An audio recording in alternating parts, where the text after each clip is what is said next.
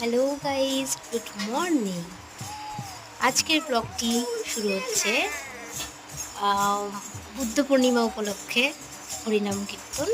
সেটা হচ্ছে আমার বাবার বাড়ি। আমার বাবার বাড়িতে গত রাত্রে হরিনাম কীর্তন হয়েছিল, সত্যনারায়ণ পুজো হয়েছিল।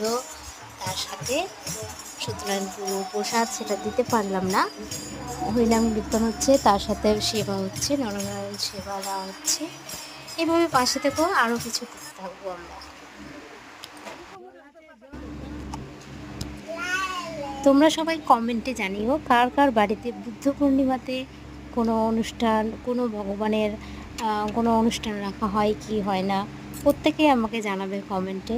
এবং ভিডিওটি কেমন লাগছে না লাগছে না, ভালো লাগছে না সেটাও জানাবে, ঠিক আছে? তবে আমি একটু এগোতে পারবো। এবং সাবস্ক্রাইব অবশ্যই করো।